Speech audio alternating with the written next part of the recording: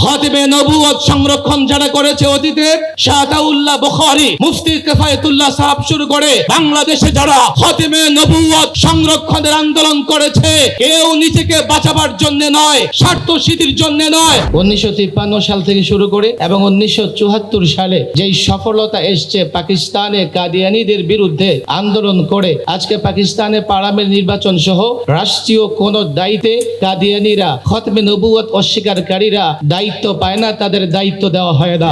মুসাইলামা কাজ্জাব, আসওয়াদে আনসি থেকে শুরু করে এই পাকিস্তানে খাতিমে নবুয়ত সংরক্ষণের যে আন্দোলন হয়েছে, সেই ধারাবাহিকতায় বাংলাদেশে আন্দোলন করতে হবে। রাসূল সাল্লাল্লাহু আলাইহি ওয়াসাল্লামের জীবদ্দশাতেই আসওয়াদ আল আনসি নবুয়তের মর্যাদা চাদর নিয়ে টানাটানি করেছিল। ফেরুজ আদ দাইলামের নেতৃত্বে সেই ফিতনা মোকাবেলা করা হয়, তাকে বধ করা হয়, দমন করা হয়। এরপরে রাষ্ট্রীয়ভাবে সর্বপ্রথম আবু বকর সিদ্দিক রাদিয়াল্লাহু তাআলা আনহু তাহাফুজে খাতমে নবুয়তের জন্য যে ভূমিকা রেখেছেন আমরা তার ইতিহাস জানি। মুসাইলামা কাজ্জাব নবুয়ত দাবি করেছিল, 1200 সাহাবা একরাম রক্ত দিয়েছেন, সেই যুদ্ধে শহীদ হয়েছেন। মুসাইলামা কাজ্জাবকে হত্যা করা হয়েছে। 1953 সালে পাকিস্তানে খাতমে নবুয়ত সংরক্ষণের আন্দোলন হয়েছিল। যে সেখানেও হতাহতের ঘটনা ছিল প্রায় 10,000। হাজারো নবী প্রেমিকরা রক্ত দিয়ে তাহাফুজে খাতিমে নবুয়তকে সংরক্ষণ করেছেন। বাংলাদেশের একাল সেকাল, এ সরকার ওই সরকার, বর্তমান প্রেক্ষাপট যাই বলেন না কেন, যদি সত্যিকার অর্থেই খাতিমে নবুয়ত সংরক্ষণ করতে হয়, আমাদের কাছ থেকে কেউ দোয়া নেক। হুজুর আসছে, আমি স্লোগান দিতেছি, হেফাজতের আমির সাহেব আসছেন, আমরা সবাই আমার সঙ্গে স্লোগান ধরেন, নারে তাকবীর, হেফাজত আমিরের আগমন, সবাই চিৎকার করে হেফাজত আমিরের আগমন,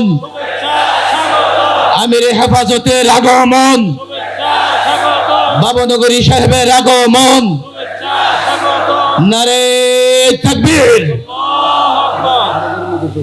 এবং হাটহাজারী মাদ্রাসার মহাপরিচালক হযরত মাওলানা খলিল আহমদ কুরাইশি হযরত তাশরিফ এনেছেন, আরো অনেক নেতৃবৃন্দ চট্টগ্রাম থেকে তাশরিফ এনেছেন, এবং হাটহাজারী মাদ্রাসার মুফতি জসিমউদ্দিন সাহেব, অনেক মুফতি সাহেবরা এবং ওলামায়ে কেরাম তাশরিফ এনেছেন। হাতে একদম সময় কম, আমি পরিষ্কার যে কথাটা বলতে চাই, তাহাফুজে খাতমে নবুয়তকে আমরা কি করে সংরক্ষণ করব? আমাদের কাছ থেকে কেউ দোয়া নেক কিংবা আমরা কারো কাছ থেকে দোয়া নেই, আমাদের সঙ্গে কেউ হাসি মুখে কথা বলুক কিংবা আমরা কারো সঙ্গে হাসি মুখে কথা বলি, 1953 সাল থেকে শুরু করে এবং 1974 সালে যেই সফলতা এসছে পাকিস্তানে কাদিয়ানীদের বিরুদ্ধে আন্দোলন করে, আজকে পাকিস্তানে পার্লামেন্ট নির্বাচন সহ রাষ্ট্রীয় কোন দায়িত্বে কাদিয়ানীরা, খাতমে নবুয়ত অস্বীকারীরা দায়িত্ব পায় না, তাদের দায়িত্ব দেওয়া হয় না। খাতমে নবুয়ত সংরক্ষণ যদি করতেই হয়, আমি মনে করি সেই মুসাইলামা কাজ্জাব, আসওয়াদে আনসি থেকে শুরু করে এই পাকিস্তানে খাতমে নবুয়ত সংরক্ষণের যে আন্দোলন হয়েছে, সেই ধারাবাহিকতায় বাংলাদেশে আন্দোলন করতে হবে। একটা সেমিনার, একটা সিম্পোজিয়াম, একটা সমাবেশ দিয়ে হবে না, প্রয়োজনে কাফনের কাপড় মাথায় বেঁধে রাস্তায় নেমে যেতে হবে। আমি তো পরিষ্কার বলছি, খাতিমে নবুয়ত সংরক্ষণ যারা করেছে অতীতে শাহদাউল্লাহ বুখারী, মুফতি কিফায়াতুল্লাহ সাহেব শুরু করে বাংলাদেশে যারা খাতিমে নবুয়ত সংরক্ষণের আন্দোলন করেছে, কেউ নিজেকে বাঁচাবার জন্য নয়, স্বার্থ সিদ্ধির জন্য নয়।